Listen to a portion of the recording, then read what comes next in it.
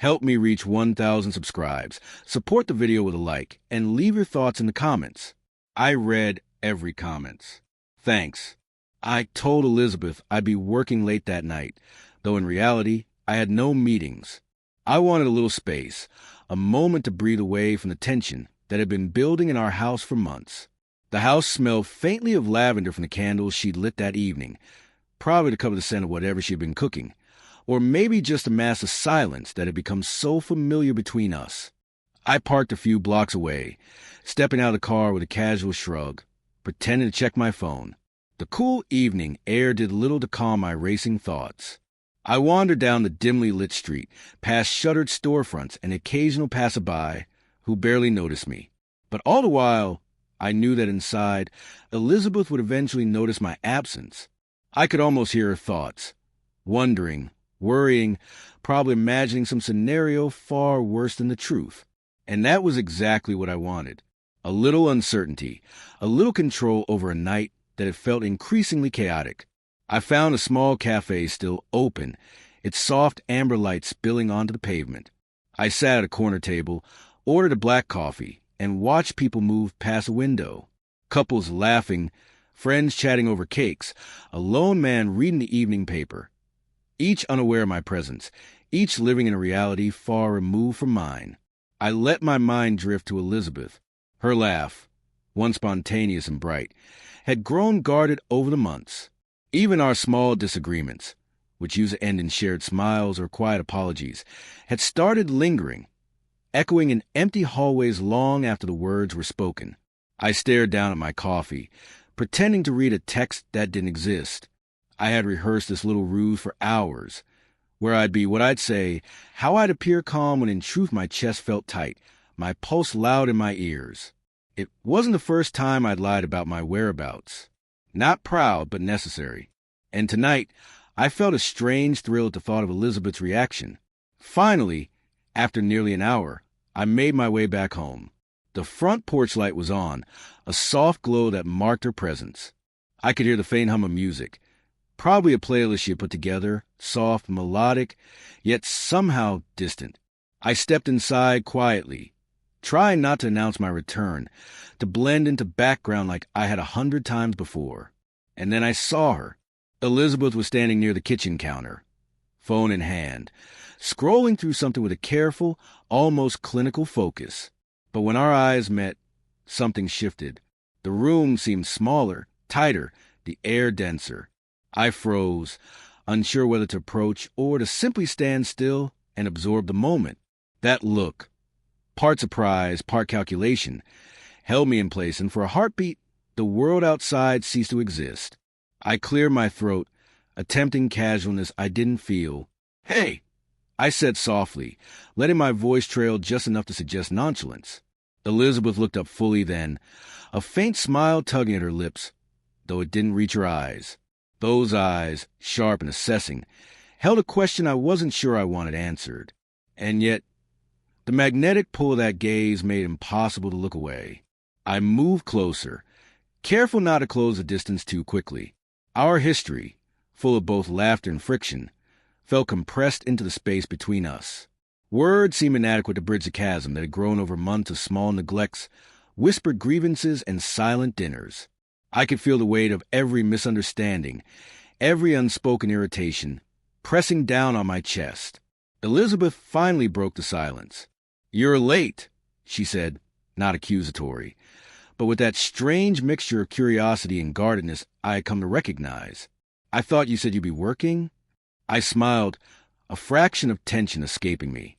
"Plans changed," I replied, deliberately vague. The lie felt heavy on my tongue, but also liberating in a way.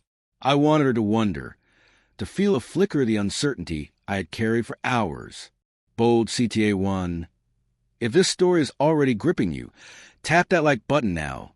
You want to see how this tension unfolds. She tilted her head, studying me with that quiet, analytical look that had always unnerved me. "And what were you really doing?" she asked softly, though her tone carried a weight that made me realize she already suspected. I could see the cogs turn behind those eyes, the silent calculation that had me second-guessing my carefully constructed escape. I took a slow breath, letting the suspense build naturally.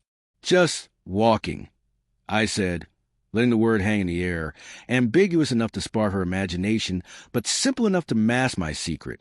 Elizabeth didn't respond immediately. She set her phone down, fingers lingering on the counter, and looked at me in a way that made the room seem charged with electricity, unspoken memories, and barely restrained emotion. For a moment, neither of us moved, the tension between us palpable. Then Elizabeth's lips curved into a faint, knowing smile. "James," she whispered, almost to herself. And in that single word, I felt the echo of everything we had shared, the joy, the frustration, the longing, and the secrets. And as I took another step forward, I realized that tonight, everything could change. The quiet tension had transformed into a storm of possibilities, and all I could do was brace myself, knowing that one glance could alter the trajectory of our evening, and perhaps our entire relationship. Elizabeth stepped closer, her gaze never leaving mine, and the distance that had always seemed insurmountable between us suddenly felt fragile, almost negotiable. I could hear my heartbeat echoing in the room, loud against the soft hum of the refrigerator and the faint music still playing in the background.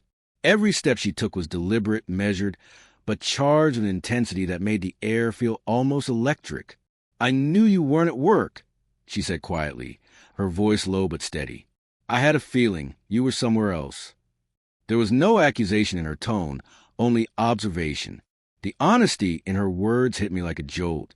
For months, we had been walking around each other like strangers in the same house, and yet, in this one glance, it was as though it peeled back every layer of avoidance and pretense. I swallowed hard, trying to steady myself. "I needed some time," I admitted, letting my own honesty slip through the carefully constructed walls of the lie I had told. "Time to think, to breathe. Things have been tense." The words hung in the air between us, fragile but heavy, weighted with the truth of months of unspoken frustration and disappointment. Elizabeth nodded slowly, her eyes softening for the first time that evening. "I understand," she said, and for a brief second, the room felt lighter, almost warm. But the relief was fleeting. I could see the shadows of doubt still flickering in her gaze, the memories of our cold dinners, our silent nights, our words left unspoken.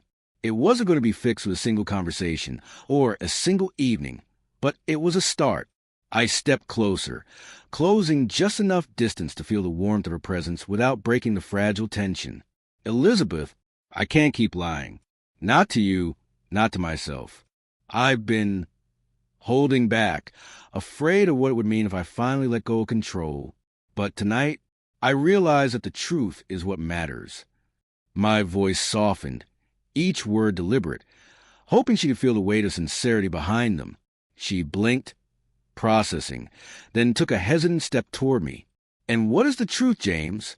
she asked, her voice almost a whisper, yet strong enough to command attention. "I lied about where I was tonight. I admitted, the confession finally out in the open, because I needed space, but I didn't anticipate seeing you like this. Like I could actually look you in the eyes and finally say everything I've been feeling. And I realize I can't keep holding on to this silence. Not anymore." Elizabeth's lips parted slightly, her hand brushing against the counter as she digested my words. The tension between us seemed to thrum in the quiet of the kitchen, the kind of quiet that held possibility and danger in equal measure. Every glance, every subtle movement, felt weighted with unspoken decisions and possibilities. Her hand finally lifted, lightly touching my arm, and the contact sent a shiver through me. "James, I don't know if we can go back to how things were," she admitted, a flicker of vulnerability in her eyes. "But maybe we can start with the truth." The word truth resonated through me. For so long, we had been navigating a house full of lies, little omissions, hidden frustrations, silent accusations. And now, standing here, acknowledging the reality of our feelings, the possibilities, I felt a strange relief, almost a thrill, knowing that whatever happened next, it would be genuine. I exhaled slowly, letting the tension ease, if only slightly. "Then let's start there," I said, my voice calm, deliberate, with honesty, even if it hurts, even if it's uncomfortable.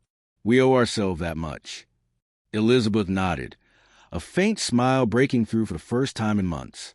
"I've missed this just talking," she admitted, her eyes glistening with unspoken emotion. And in that moment, the weight of the past weeks, the distance, the resentment, the frustration felt lighter, as though the simple act of facing each other with honesty had shifted something fundamental. We lingered there for a while, suspended in the quiet, letting the unspoken words settle between us. And then, almost imperceptibly, Elizabeth stepped back, giving me a small nod that signaled understanding, acknowledgement, and maybe, just maybe, the possibility of rebuilding trust. I smiled faintly, realizing that the night, with all its suspense, secrecy, and quiet revelations, had been transformative. The lie I had told had brought us to this point, not as a perfect solution, but as a moment of clarity, a point from which we could move forward. The unpredictability, the tension, the shock of facing each other without pretense, had stripped away everything unnecessary and left only the raw, essential truth. As the evening drew on, we moved toward the living room, side by side but careful to respect the space that had always felt both comforting and constrictive. There were no fireworks, no dramatic confrontations, no cinematic gestures. Just two people, standing in the aftermath of uncertainty, choosing honesty as a fragile but powerful bridge. By the time the night ended, James and Elizabeth had not solved everything, but they had taken a step, a single, deliberate step toward clarity, honesty, and connection. The suspense had resolved. The shock had passed, and emotional resonance lingered, leaving both of them, and anyone witnessing their story, with a sense of thrilling anticipation for what the future might hold.